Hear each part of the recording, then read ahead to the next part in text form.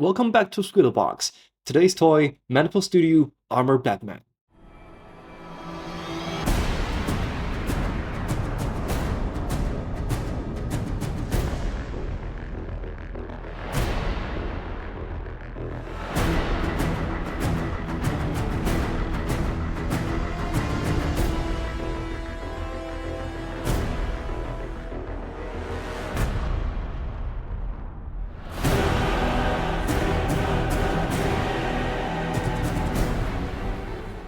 And I have bought both regular and battle damage version, so as usual, let's start with the box.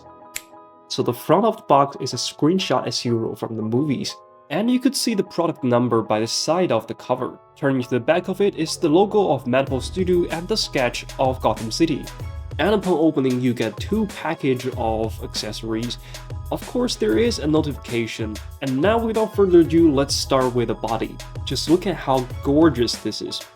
And we'll start with the head sculpt. Something I really like is how they do with the exchangeable faces, just like Hot Toys does. This will definitely make the toys more playable. So apart from the regular calm face, there's this smirking face that I really like. And of course, I've done some review of great head sculpts in my channel, but I think that by adding some little facial expression, you made the overall figure more lifelike. And they're quickly followed by two snarl faces, with one being more exaggerated than the other. And they've also done some great work to make the teeth more distinguished. I originally thought that they were 3D printed, but they're actually separated molded. So if you ask me, yeah, they have done some hard work on this figure. And I'm pretty sure there will be a hint in your Batman collections. Just look at these beautiful battle damage marks. Now moving on to the articulation. Double joints at the neck make sure our Batman looks up and down with no problem. Considering that this is a heavy armored figure, I honestly didn't expect any articulation at the beginning, but its overall articulation turned out to be just fine. But you'll find the shoulder armor do affect to the articulation a little bit. Yet the undersuit is elastable, so you will have no problem doing other poses. And of course, it will be hard for him to bend forward and backward with a heavy chest armor, so you will have to unlock the spiral armor, but do be careful not to scratch any paintings. And there you go, you get the back leaning angle to about 45 degrees, which was quite sufficient for me. And of course, all the tactical cases are separately molded. Moving on to the legs.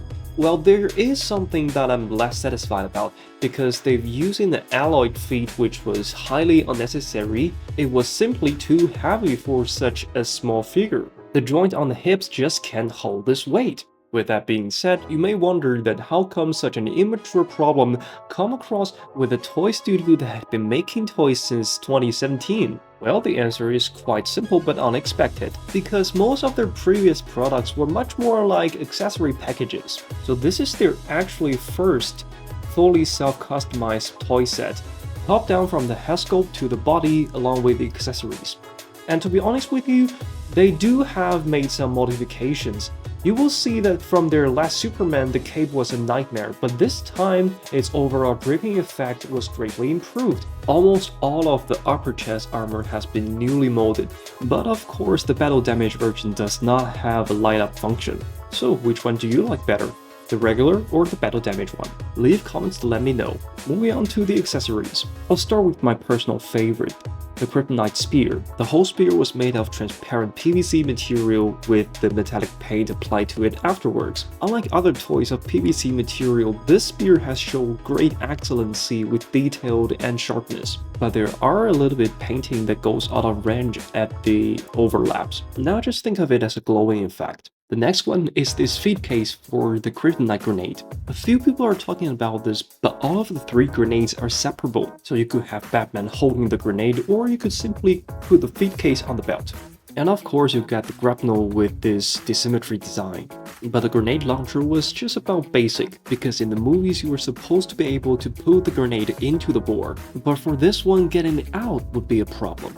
And now let's turn to the exchangeable hands. Like I've just said, this is their first fully self-customized set. You can still feel a sense of immature when they're making the exchangeable hands. So first of all, yes, they have been using PVC material, and second of all, yes, the exchangeable hands are all of great colored and great detailed. I mean, it looked alright, but no matter how carefully you played, you will eventually scratch the paintings of the exchangeable heads. That's because they haven't used the painting for PVC material, which is a drawback, I think. So here is Squidlebox. If you like my video, do not forget to share, like, and subscribe. I will continue doing unboxing video for the most magnificent toys. So stay tuned and I'll see you in the next video.